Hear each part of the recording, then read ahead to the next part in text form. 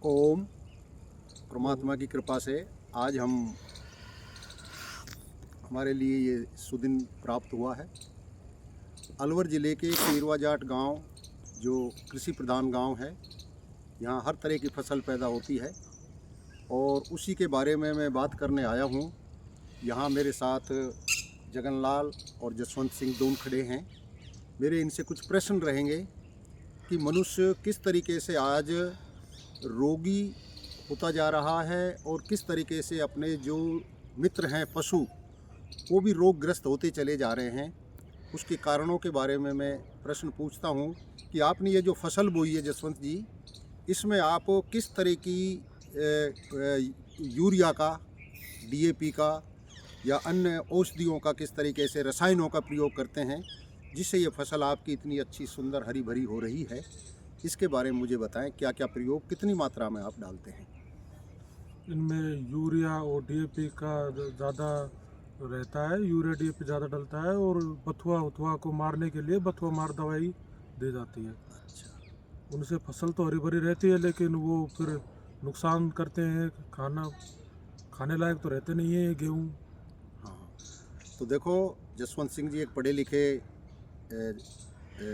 इंसान हैं और इन्होंने सत्य को स्वीकार किया है कि हम इसको अधिक फसल लेने के लिए और इसमें यूरिया, डीएपी और ऐसे रसायन डालते हैं जो खरपतवार को मारती हैं, जिसमें विशेषकर बथुआ हमारे स्वास्थ्य के लिए इतना बलवर्धक है, इतना स्वास्थ्यवर्धक है कि हमें इतनी ऊर्जा देता है, इतना हमारे खून को साफ़ करता है, खून को बढ़ाता भी है। उसको हम रसायन डाल के मार देते हैं और उस रसायन का प्रभाव हमारी फसल, जो गेहूं की फसल है, हमारी ये जो सरसों रायड़े की फसल है, इसके लिए भी हम ऐसा ही करते हैं। तो फिर बताइए हम कैसे स्वस्थ रह सकते हैं? हमारे दर्शनों में तो ये कहा है कि पहला सुख निरोगी काया। हमारी शरीर में अगर कोई रोग नहीं है तो हमें पहला सुख प्राप्त होता है।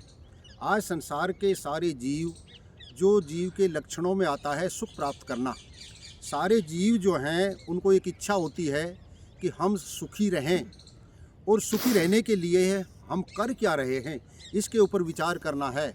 इसलिए हमारा आज ये एक चैनल है, संस्कृति रक्षा धर्म रक्षा चैनल, उसके ऊपर हम ये विचार देने के लिए आए हैं कि हम अपनी फसलों को विष मुक्त करें, हम अपने अन्न को विष मुक्त करें, जिसके कारण इसका जो चारा हमारे पशु चरते हैं उनके ऊपर भी इसका दुष्प्रभाव पड़ रहा है।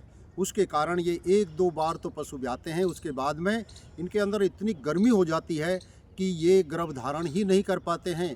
फिर औने पौने दामों में इनको कसाईयों को कटवा दिया जाता है और इसे मांसाहार बढ़ रहा है। आए विचार करें, हम जो कृषि है इसे विष मुक्त किया जाए, प्राकृतिक खेती, जैविक खेती के साथ हम जुड़ें और अपने शरीर को स्वस्थ रखें। जिस शरीर में स्वस्थता है उसी में उत्तम बुद्धि का निर्माण होता है और उत्तम बुद्धि के अंदर ही उत्तम विचार पैदा होते हैं। आज मनुष्य विचारों से ही गिर गया है क्योंकि उसके अंदर शरीर में रोग पैदा हो गए हैं।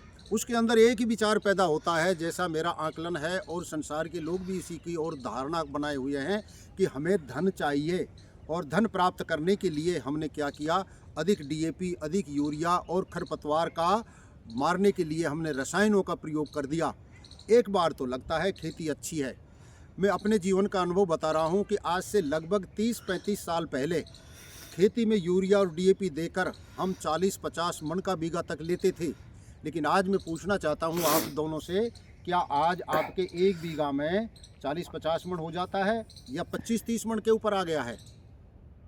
अब तो एक बीघा में 30 मन ही बैठता है। 30 मन ही बैठता है। लेकिन मैं अपना अनुभव बता रहा हूँ कि जब ये शुरुआत किया गया था तो 40-45 मन का बीघा होता था और भरपूर फसल होती थी, बड़े खुश थे।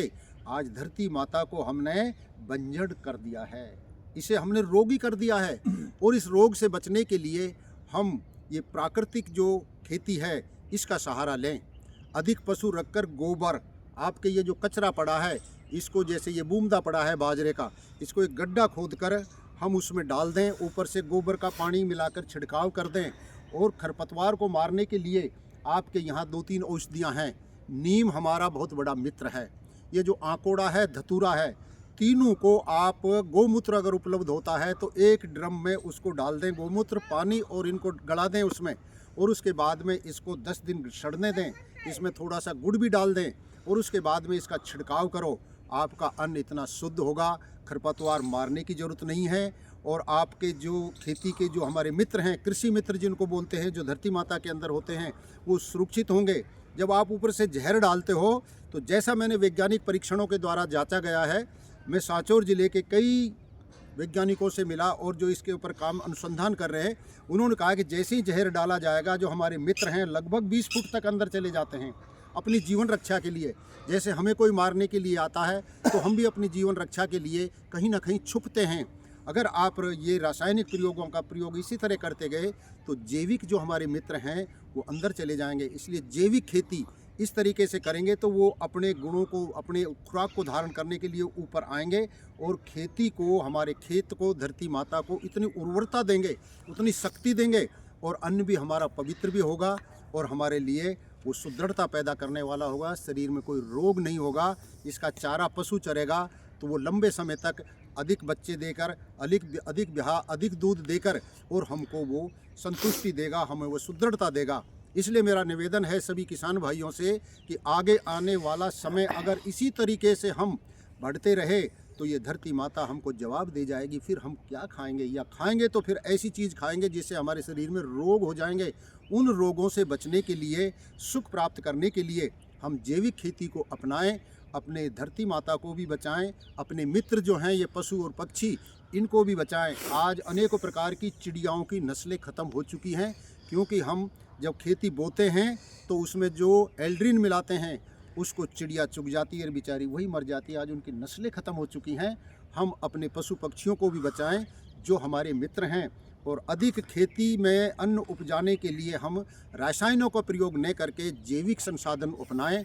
आज बहुत बड़े स्तर के ऊपर आज हमारी जैविक खेती, शुद्ध अन्न, और उस शुद्ध अन्न से स्वस्थ शरीर, स्वस्थ शरीर से स्वस्थ विचार, और स्वस्थ विचारों से सारा संसार स्वस्थ बनता चला जाएगा।